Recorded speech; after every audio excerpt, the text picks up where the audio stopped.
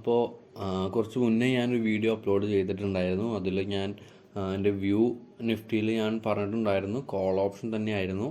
പക്ഷേ ഇന്ന് നിങ്ങൾക്ക് കണ്ടപ്പോഴും നിങ്ങൾക്ക് കറക്റ്റായിട്ട് മനസ്സിലായിട്ടുണ്ടാവും, കാലത്ത് ഒരു 200 പോയിൻറ്റ്സ് ഡൗൺ ആയാലും അത് റിക്കവർ ആയിട്ട് പ്ലസ്സിൽ പോയി. അപ്പോൾ സ്റ്റിൽ നിങ്ങൾ ഞാൻ പറഞ്ഞ എൻ്റെ ഒരു കണക്കൂട്ടൽ ശരിയായിരുന്നു.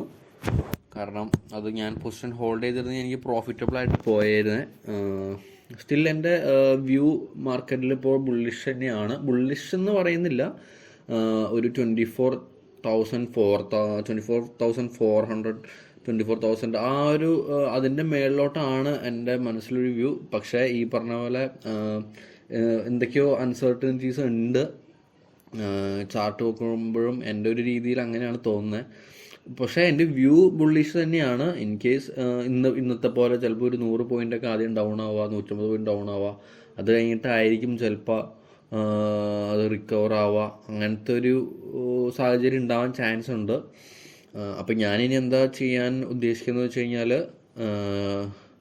ജാനുവരി 26 ഒക്കെ എക്സ്പയറി എടുത്തിട്ട്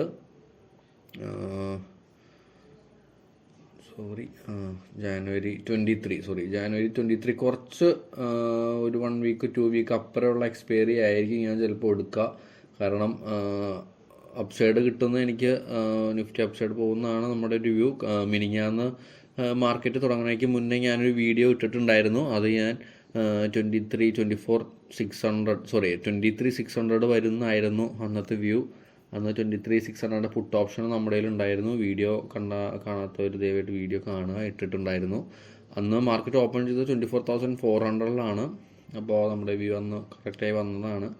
ഇന്ന് നമ്മുടെ വ്യൂ കറക്റ്റായിരുന്നു. പക്ഷേ ലോസ് കുറഞ്ഞപ്പോൾ ഞാൻ ഒഴിവാക്കുകയായിരുന്നു. അതല്ലെങ്കിൽ പ്രോഫിറ്റബിൾ ആയേനെ. അപ്പോൾ ഇപ്പോഴും എൻ്റെ ഒരു വ്യൂ മാർക്കറ്റിൽ കോൾ സൈഡാണ്.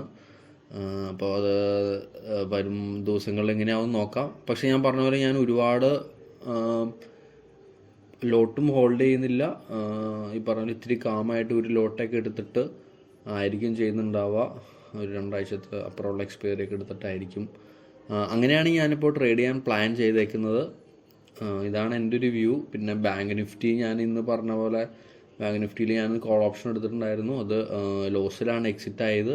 പക്ഷേ അത് ഹോൾഡ് ചെയ്തിരുന്നെങ്കിൽ പ്രോഫിറ്റബിൾ ആയതിനെ. കോൾ ഓപ്ഷൻ തന്നെയായിരുന്നു. -700 വരെയൊക്കെ ഒന്ന് പോയതാണ്. പിന്നെ നല്ലൊരു 500 പോയിൻറ്റ്സ് റിക്കവർ ഉണ്ടായിട്ടുണ്ടായിരുന്നു ഒരു 1:45 ആ ടൈമിലൊക്കെ. പിന്നെ നമുക്ക് പറയാനുള്ളത്, ബാങ്ക് നിഫ്റ്റിയുടെ ഇത് ഞാൻ നോക്കിയിട്ടില്ല. ഞാൻ നിഫ്റ്റിയിൽ മാത്രമാണ് ട്രേഡ് ചെയ്യാറ്. പിന്നെ സ്റ്റോക്ക് ഞാനിപ്പോൾ അങ്ങനെ നോക്കാറില്ല. സ്റ്റോക്ക് സ്വിങ് ചെയ്യാൻ ചെയ്യാറുള്ളതാണ്, പല വീഡിയോസ് ഇട്ടിട്ടുണ്ട്.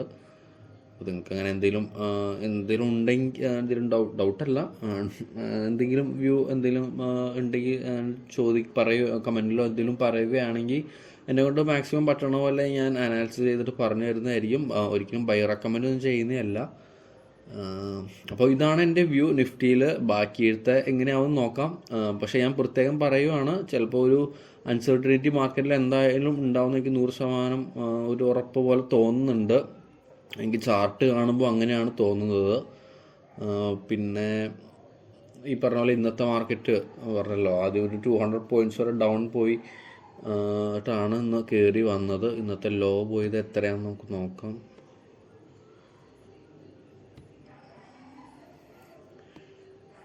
മാർക്കറ്റ്സ് 23,496.15 വരെ ലോ പോയി. ഹൈ പോയത് 23,751. ഓക്കെ. അപ്പോൾ നമ്മുടെ വോൾട്ടാലിറ്റി ഒക്കെ അത്യാവശ്യം ഒന്ന് വോൾട്ടൈൽ ഉണ്ടായിരുന്നു മാർക്കറ്റിൽ. മാർക്കറ്റ് മൂവേഴ്സ് നോക്കാം.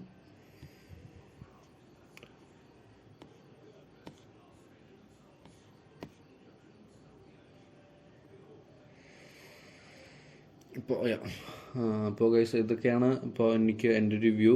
അപ്പോൾ നാളേക്ക് എങ്ങനെയാണെന്ന് നോക്കാം. പരമാവധി ഞാൻ എക്സ്പയറി ഡേക്ക് അന്ന് ട്രേഡ് അന്നത്തെ ഡേ ചെയ്യാറില്ല. പിന്നെ അത്ര ഉറപ്പ് വന്നാലൊക്കെയാണ് ചെയ്യാറുള്ളൂ. അതും റിസ്ക് എടുക്കാൻ പറ്റുന്ന സാഹചര്യത്തിൽ മാത്രം. അപ്പോൾ എന്തായാലും നമുക്ക് നോക്കാം എങ്ങനെയാവുന്ന.